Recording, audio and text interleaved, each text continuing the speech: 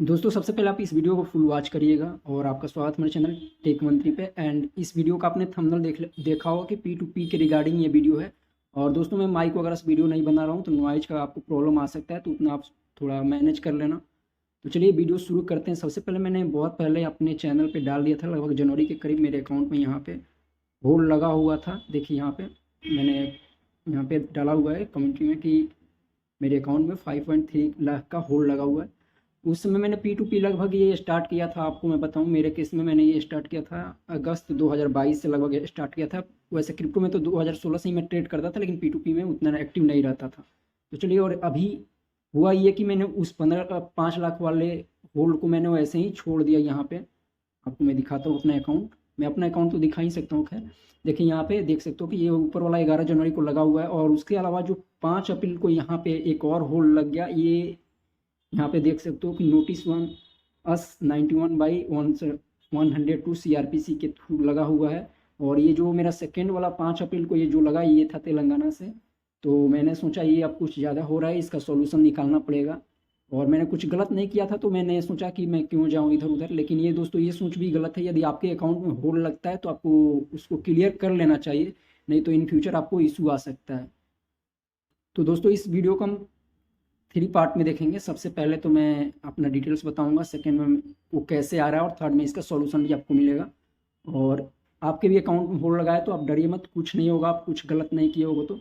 और सबसे पहले दोस्तों मैं अपने ब्रांच मैनेजर HDFC की जो मेरे मैनेजर हैं इस अकाउंट के, उनको मैं तहे दिल से थैंक्स कहना चाहता हूँ। और ये तेलंगाना पुलिस जिन्होंने मुझे भेजा था सर ने, वो भी मतलब ऐसे इतने अच्छे आदमी थे। मैंने अपने एरिया में, मैं बिहार से बिलोंग करता हूँ, वैसा पुलिस ऑफिसर मैंने अभी तक नहीं देखा था। ऐसा लग रहा था कि मैं किसी अपने फैमिली मेम्बर के पास आया हूँ। दोस्तों मैं बहुत ही मतलब उनसे इंस्पायर हुआ हूँ, और बहुत अच्छे थे वो। और उन्होंने मुझे एज ए फैमिली मेम्बर ही ट्रीट किया। बहुत अच्छा लगा उनसे मिलकर मुझे। तो चलिए अब वीडियो शुरू करते हैं कि कैसे क्या हुआ। तो दोस्तों ये जो मेरा ट्रांजेक्शन है ये P2P के रिगार्डिंग ही लगा है, जब आप USDT क्रिप्टो में करते हो। और मैंने कोई थर्ड पार्टी भी नहीं किया था। फर्स्ट मेरा जब लगा यहाँ पे 5.3 लाख का, वो लगा था गुजरात से लगा है। मैंने जब बैंक से मीरगंज से अपना डिटेल्स निकाला यहाँ बैंक में जाकर अपने अकाउंट से, तो देखिए यहाँ पे जो लगा है 5 लाख 3 लाख का, ये उसके लिए लगा है। तो उसको मैंने छोड़ दिया, क्योंकि मैंने सारा ट्रांजेक्शन दोस्तों जो है मैं मैनेज करके रखता हूँ। तो आपसे ही बोलूँगा कि आप भी अपना ट्रांजेक्शन मैनेज करके रखना, मतलब नोट डाउन करके रखना। और नॉलेज का इशू है दोस्तों। अभी करंटली आप यदि P2P करते हो तो आपको पता होना चाहिए सारा डिटेल्स कि क्रिप्टो का भी रूल क्या चल रहा है। ऐसे ही धड़ल्ले से आप P2P मत करना, क्योंकि अप्रैल 2023 से यहाँ पे बहुत सारे रूल आए हुए हैं।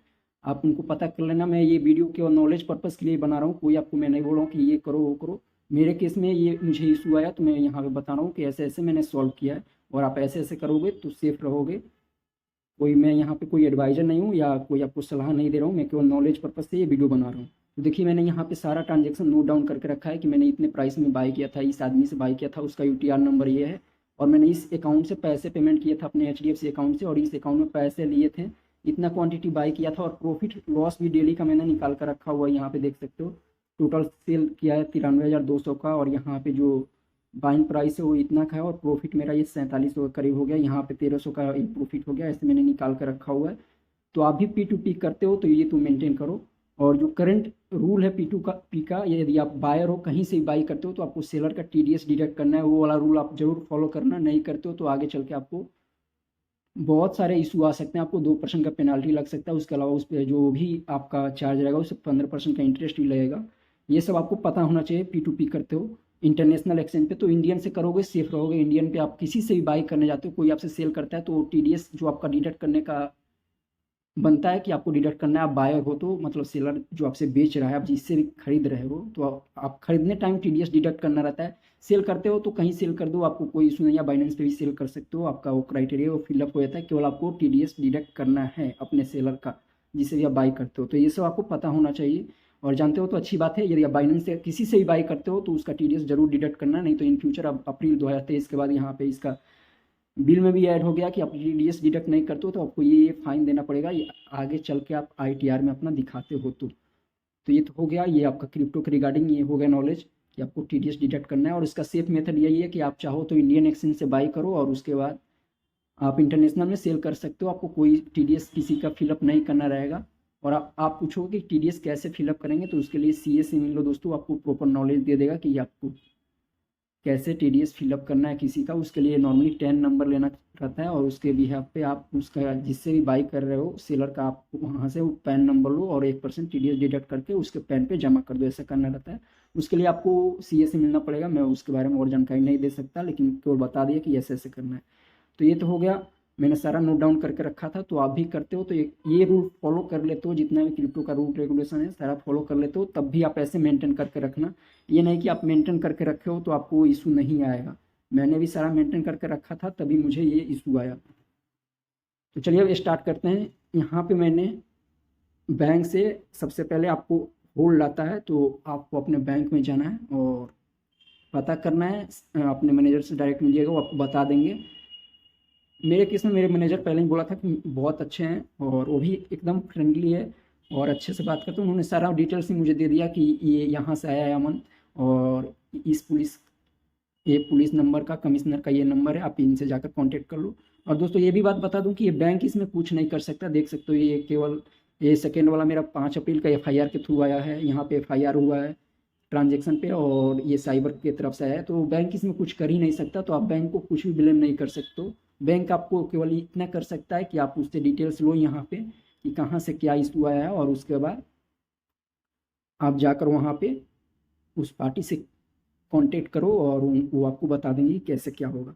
तो मैंने जब यहाँ पे कांटेक्ट किया, उन्होंने नंबर दिया, तो मुझे मेल आया, और उन्होंने जो सर हैं, ये नरेंद्र सर हैं, ये तेलंगाना के, उन्होंने मुझे बोला कि आप मुझे व्हाट्सएप करिए अपना आधार और पैन, और उसके बाद उन्होंने मुझे मेल पे एक नोटिस भेजा। और देखिए सर ने यहाँ पे मुझे नोटिस भेजा, और इस नोटिस को मैं दिखा नहीं सकता हूँ, कहीं वो पर्सनल मैटर हो सकता है इसलिए।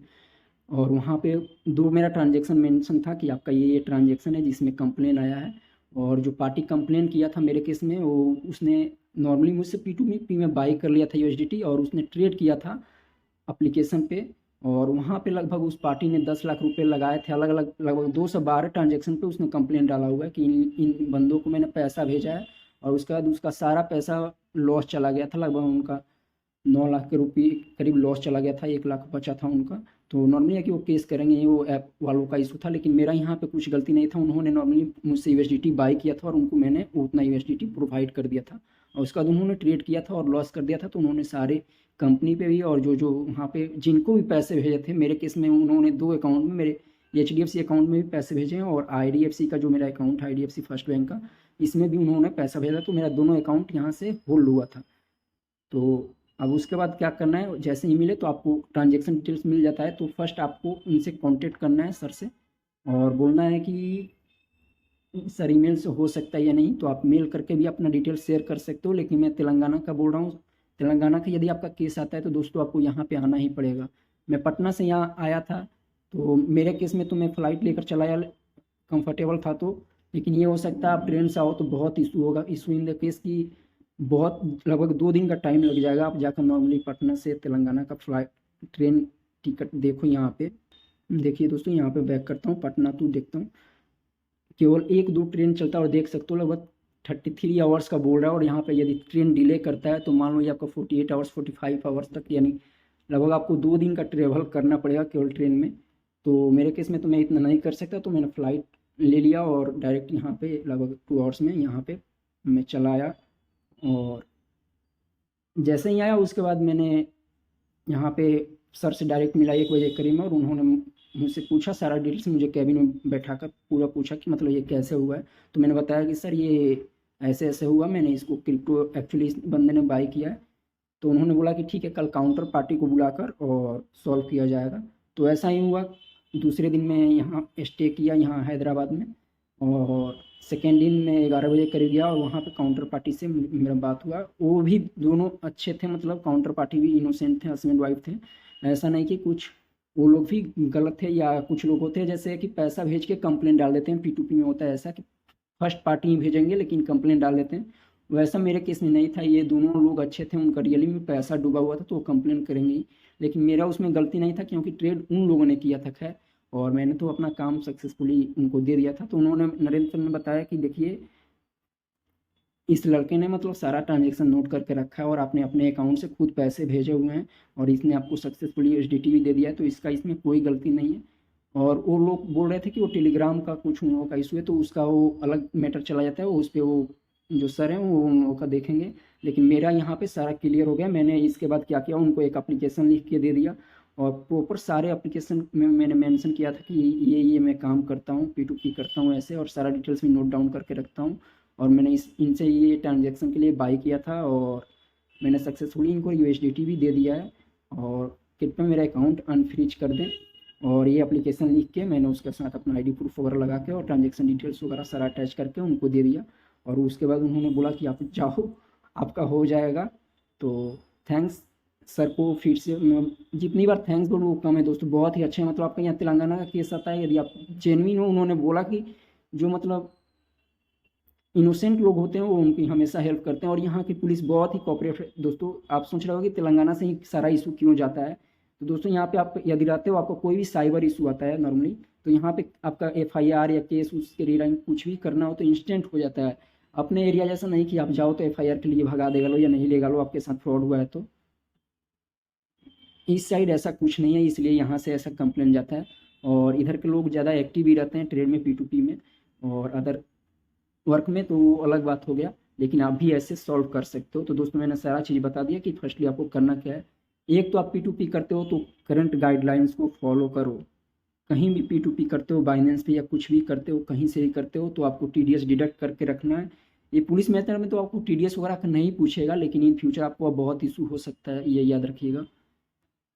तो कहीं भी बाइनेंस पे या अदर एक्सचेंज पे आप कहीं पे भी मतलब करते हो, या मतलब डिसेंट्रलाइज है या कुछ भी कहीं भी करते हो, ट्रांजेक्शन नोट डाउन करो। और आपका यहाँ पे यदि आप किसी से भी बाई करने जाते हो, या बाइंग पे TDS डिडक्ट करना रहता है, जो आपसे सेल करेगा उससे उसका पैन लेके अपने टैन कार्ड से ऑडिट करना रहता है।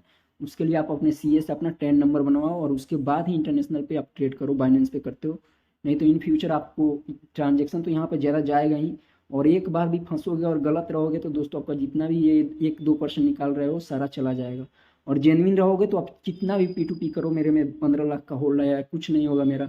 मैंने सारा चीज़ जेन्युइन किया है, सारा नोट डाउन किया है, प्रॉपर टैक्स फिलअप करता हूँ और कुछ भी गलत नहीं किया है, तो मेरा कुछ नहीं होगा। तो जो भी डरा रहे हैं कि P2P से हो जाएगा ये हो, तो कुछ नहीं होने वाला है दोस्तों। यहाँ पे आप 1-2 बार होता है, वो किसी बिजनेस में रहोगे तो आपको, अब भाई मेरे अकाउंट में 2 करोड़ 1 करोड़ का ट्रांजेक्शन हो रहा है तो वो नॉर्मली है कि 1-2 पे आएगा ही। मेरे केस में केवल 20,000 का कंप्लेन आया था, वो भी मुझे रिफंड वगैरह कुछ नहीं करना है, मैं गलत नहीं हूँ। तो आप कोई लोग बोलते हैं कि आपको पैसा रिफंड करना पड़ेगा, ये वो कुछ नहीं होता है, मेरा 1 भी रुपया नहीं लगा यहाँ पे दोस्तों। मेरा नॉर्मली, हाँ, ट्रेवल का इशू आ सकता है, वो आपको उतना फेस करना पड़ेगा कि आपको पटना से या कहीं भी रहते हो अदर स्टेट में या कहीं से भी कंप्लेन आता है, गुजरात से भी आ जाता है। अब गुजरात वाला भी मैं देखूंगा, मेरा 5,30,000 का है, वो भी मैं जाऊंगा करूंगा। तो आप गलत नहीं हो तो आपका कुछ नहीं होगा, आप डरना मत, इसमें कुछ नहीं होता है। और आपको सही रहना है, आपको अपना TDS वगैरह वाला सारा फिलअप करके रखना है। जो करंट रूल है क्रिप्टो का, जो भी आया है अभी न्यू ऐड हुआ, आपको पता करके रखना है, नॉलेज पूरा रखना है कि कैसे क्या होता है, सारा ट्रांजेक्शन का नोट डाउन रखना है। और नए पे यदि आप बाइनेंस पे कभी भी सेल करते हो, देखो मैं अपना कंप्लीट सेल वाले में जाकर दिखाता हूँ, तो आप क्लियरली वहाँ पे मेंशन करके रखो सेलर को, आप जिससे भी सेल करते हो, कि आप अपना पैन आधार नंबर दो तब भी मैं सेल करूँगा। और मैंने सबका यहाँ पे पैन आधार लिया हुआ है, स्क्रीनशॉट नहीं, मैंने क्लियरली यहाँ पे लगाया हुआ है कि आप कोई एक ID प्रूफ पेमेंट का स्क्रीनशॉट और थर्ड पार्टी पेमेंट मत लो। और मतलब ऐसा होना चाहिए कि जेन्युइन ट्रांजेक्शन हो, आप उससे बिना आधार हो जब तक ना दे आप करो ही ना, उसका रिलीज आप टर्म एंड कंडीशन ये लगा दो। और यदि ना दे तो भले उसका रिफंड कर दो, अपील लगा कर सकते हो, लेकिन सारा ट्रांजेक्शन जेन्युइन होना चाहिए। इन फ्यूचर कभी भी कोई इशू आएगा तो आप दिखा सकते हो कि मैंने कोई गलत नहीं किया है, जैसे मैंने मेरे केस में दिखाया और सारा ट्रांजेक्शन ही नोट करके रखा था। तो ये सारा मेरा पॉजिटिव प्लस पॉइंट था। और मैं नॉर्मली अभी यहाँ पे TDS वाला मैं कैसा भी P2P करता हूँ, नॉर्मली इंडियन एक्सचेंज यूज करता हूँ, इस पर मैंने वीडियो भी बनाया हुआ है। देखिए यहाँ पे पहला ही वीडियो है कि 1% TDS जेन्युइन ट्रिक कैसे करें, ये वाला वीडियो आप वॉच कर लेना। कि मैं अभी नॉर्मली बिटवीनेस या कहीं से इंडियन एक्सचेंज जियोटो से बाई कर लेता हूँ नॉर्मली, और उसे ले जाकर करना रहता है तो सेल करता हूँ। और नहीं तो 10 वाला मैं अभी रुका हुआ हूँ, क्योंकि अभी एक और रूल आएगा क्रिप्टो का जिसमें मनी लॉन्ड्रिंग वाला ऐड हुआ, अभी नोटिस हुआ है। यदि वो ऐड होता है तो उसमें क्या आता है, क्या अपडेट आएगा, उसके बाद मैं बाइनेंस टू बाइनेंस या 10 नंबर लेना होगा तो वो लेके अपना P2P करूँगा। तो जो भी डर रहे हैं P2P से, ऐसा कोई नहीं है, वो सारा हुआ है कि आपको डरा रहे हैं कि P2P करोगे बैंक फ्रीज हो जाए। कोई भी काम करोगे दोस्तों, एक दो आपको इशू आएगा ही, आप सही रहोगे आपका कुछ नहीं होगा। तो नॉर्मली जब भी आपका फ्रीज होता है, एक बार और बता देता हूँ कि ऐसे क्या होता है। देखिए नॉर्मली आपका जब भी फ्रीज होगा, फ्रीज हो जाता है या छोटा अमाउंट आएगा, मेरे केस में 20,000 का था, लेकिन उसका जो पूरा ट्रांजेक्शन लॉस था 10 लाख का था, तो उसने 10 लाख पे कंप्लेंट डाला था। तो मेरे केस में 10 लाख का होल्ड यहाँ पे मेरे अकाउंट में लगा हुआ है, लेकिन मेरा जो ट्रांजेक्शन था उससे मैंने केवल 20,000 का ही किया था। तो मैंने वहाँ पे दिखा दिया कि सक्सेसफुली ये आईडी है और ये नेम वगैरह सारा मैच कर रहा है, फर्स्ट पार्टी पेमेंट है, मैंने कोई यहाँ पे गलत नहीं किया। और मैंने इस जो जिन्होंने कंप्लेन किया उनको मैंने सक्सेसफुली दे दिया है पैसा, USDT उतना का दे दिया है। तो मेरे केस में ये क्लियर हो गया। तो आप भी अपने बैंक से डायरेक्ट जाओ, कांटेक्ट करो, और सबसे पहले साइबर पुलिस का नंबर लो, वहाँ पे कांटेक्ट करो, और जो जैसे वो बोलते हैं वैसे आप कॉपरेट करो। वो बोलते हैं कि आप मेल पे दे दो, आप पहले रिक्वेस्ट कर लो कि मैं नहीं आ पाऊँगा, दूर है ये वो, मतलब जो करना है आप कर लेना रिक्वेस्ट। यदि आपका हो जाता है वहीं से तो हो जाएगा, लेकिन तेलंगाना का रहेगा तो आपका नहीं होगा इस साइड से, आपको एक बार विजिट करना ही पड़ेगा। आप और अदर स्टेट का होता है तो हो जाता है, मैंने सुना हुआ है, लेकिन किया नहीं है। लेकिन मैं बोल रहा हूँ कि आप पहले रिक्वेस्ट करो कि आप मेल से ही कर दीजिए, हो जाता है तो ठीक है, नहीं होता है तो आप वहाँ पे आपको विजिट करना पड़ेगा। आप अपना डिटेल्स लेके जाओ वहाँ पे, और जो भी ट्रांजेक्शन है आपने उसको जिसने सक्सेस किया है सारा वहाँ पे दिखाओ, और कुछ नहीं होगा। नॉर्मली आपका 3 से 4 दिन में, मेरे केस में बोला कि गया कि आपका 2 से 3 दिन में यहाँ पे आपका अनहोल्ड कर दिया जाएगा दोस्तों।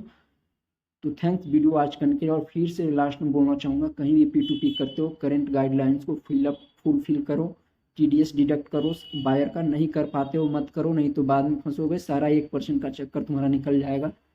और फिलअप करते हो तो जितना मन करे उतना P2P करो, आपको कभी इशू नहीं आएगा जो भी। और इन फ्यूचर 1-2 ट्रांजेक्शन पे आता भी है तो आपका सॉल्व हो जाएगा, आप सही रहोगे। कभी भी थर्ड पार्टी पेमेंट एक्सेप्ट मत करो, उस केस में आपको पैसा लौटाना भी पड़ सकता है और फंस भी जाओगे। क्योंकि थर्ड पार्टी में ये करते हैं कि वो किसी को बोल देंगे और फ्रॉड का पैसा कि ये आप इसको भेजो, मैं आपको ये दे दूंगा वो दूंगा, और वो पार्टी आपको पैसा भेज देता है और आप रिलीज कर देते हो, और जिसका बाइनेंस अकाउंट होता है वो गायब हो जाता है, और बीच में आप थर्ड पार्टी जो आपको पेमेंट किया उसके साथ आप फंस जाते हो। तो ये सारे छोटे छोटे बातों को याद रखना है। और बाइनेंस पे ट्रेड करते हो तो नॉर्मली जो यहाँ पे आप फ़िल्टर कर लेना, फ़िल्टर का ऑप्शन आता है, यहाँ पे जाओगे, यहाँ पे तो यहाँ पे देखो आता है only show ads for merchant. तो मर्चेंट से ट्रेड करो, नॉर्मली वो केवल P2P के लिए होते हैं और वो P2P में ही सेल करते हैं। अप्लाई करो, यहाँ पे केवल आपको मर्चेंट दिख जाएंगे जो रजिस्टर होते हैं, और बाइनेंस उनका सारा डिटेल्स लिए रहता है वो आपके साथ। उसमें उस केसों में 99% चांस है कि आपके साथ कोई फ्रॉड नहीं होगा या कोई कंप्लेन नहीं आएगा। और जितना भी आपको सेल इशू आता है ये साइबर वाला, वो आपको पेमेंट एक्सेप्ट करने पे आता है। मीन्स आप जब सेल करते हो आपको पार्टी पेमेंट करता है तब, जैसे मैंने उनको सेल किया उन्होंने मुझे पेमेंट किया, तो ये भी बात आपको जानना जरूरी है।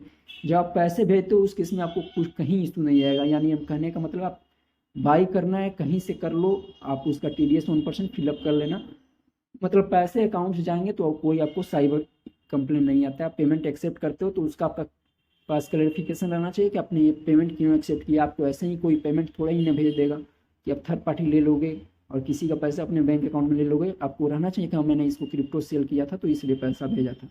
तो ये सब बातों को आप ख्याल रखना, और जितना P2P करना है दोस्तों करो। इशू आएगा तो यही सिंपल सा प्रोसेस है, बैंक से डिटेल लो, कांटेक्ट करो और वहाँ पे जाके अपनी डिटेल दो और उसका एक एप्लीकेशन दो, आपका अनहोल्ड हो जाएगा अकाउंट। थैंक दोस्तों वीडियो आज करने के लिए। वीडियो लंबा हो गया, लेकिन उम्मीद करता हूँ कि मैंने एक ही बात को बहुत बार बता कर, और क्रिप्टो से जितना भी रिलेटेड है करेंट, ये अप्रैल में बना रहा हूँ मैं वीडियो, मैंने सारा चीज़ यहाँ पे क्लियर कर दिया है। आपको इन फ्यूचर कोई भी इशू आता है तो आप कमेंट करना, मैं उसका रिप्लाई ज़रूर करूँगा। ओके थैंक दोस्तों। और आप अभी P2P करना चाहते हो या मेरा वो 1% TDS वाला वीडियो ज़रूर वॉच कर लेना, और P2P करना चाहते हो तो करो, जितना करना है करो, कोई इशू नहीं आएगा। मैं नहीं बोलता हूँ कि मत करो, ये कोई यहाँ पे कोई इशू नहीं है कि आप करोगे तो ब्लॉक हो जाएगा, ये वो आप जेन्युइन करोगे जैसे जैसे मैंने बताया पहले ही बहुत बार बता दिया है, कोई आपको इशू नहीं आएगा। थैंक दोस्तों।